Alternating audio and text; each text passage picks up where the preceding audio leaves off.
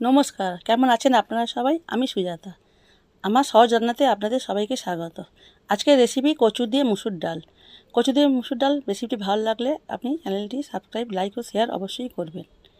এটা বানানোর জন্য আমরা একটা প্রেসার কুকার নিয়ে নেব। প্রেসার কুকারের মধ্যে 1 চামচ তেল দিয়ে দেব।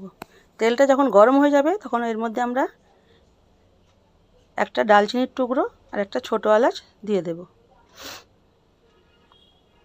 দিয়ে এবার এর মধ্যে আমরা একটা মিডিয়াম সাইজের পেঁয়াজ কুচো করে কেটে দিয়ে দেব। দিয়ে পেঁয়াজটা ভাজবো। পেঁয়াজটা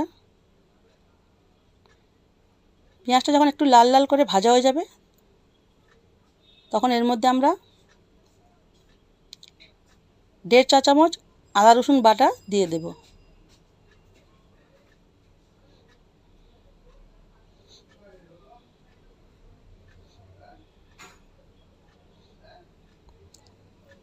এইবার আমরা এটাকে দিয়ে একটু ভালো করে নাড়িয়ে কষে নেব। তারপর এর মধ্যে আমরা একটা মিডিয়াম সাইজ টমেটো কুচো করে কেটে দিয়ে দেব। দিয়েও এটাকে ভালো করে নাড়িয়ে দেব। এবার এই মশলার মধ্যে আমরা 1/2 চা চামচ হলুদ গুঁড়ো দেব, 1/2 চা চামচ লাল গুঁড়ো লঙ্কা দেব, দিয়ে স্বাদ মতো নুন দিয়ে দেব।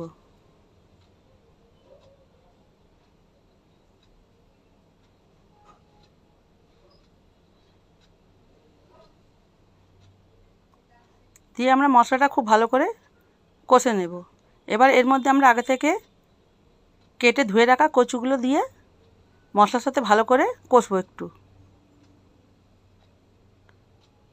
কিছুক্ষণ একটু কষার পর তারপরে এর মধ্যে আমরা আগে থেকে ধুয়ে রাখা মুসুর ডাল দিয়ে দেব। আমি এখানে 100 গ্রাম মুসুর ডাল দিয়েছি। এবার কচু আর মুসুর ডাল এই মশলার সাথে খুব ভালো করে আমরা কষবো।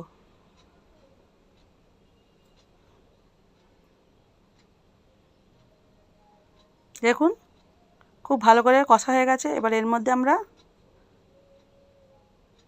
পরিমাণ মতো জল দিয়ে দেব। আপনি ডালটা যেরকম গাঢ় রাখতে চান সেই পরিমাণ জল দেবেন। আমি এখানে ডালটা একটু গাঢ় রাখতে চাই, তাই অল্প পরিমাণ জল দিয়েছি।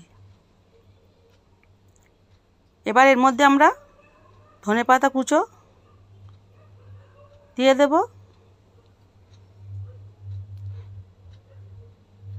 আর 1/2 চা চামচ গুঁড়ো গরম মশলা দিয়ে দেব।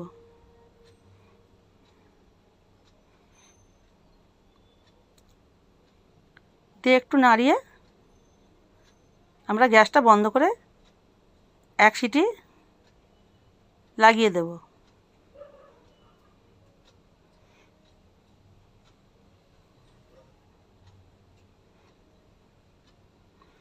দেখুন 1 সিটি হয়ে যাওয়ার পর খুলে ডালটা দেখুন একদম ডালটাও ভালো মতো গলে গেছে, কচুটাও খুব ভালো মতো সেদ্ধ হয়ে গেছে।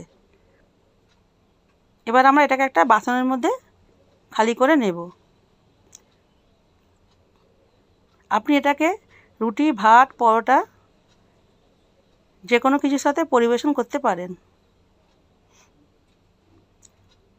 এটা দেখতে যেরকম সুন্দর, খেতেও সেরকম খুব লোভনীয়।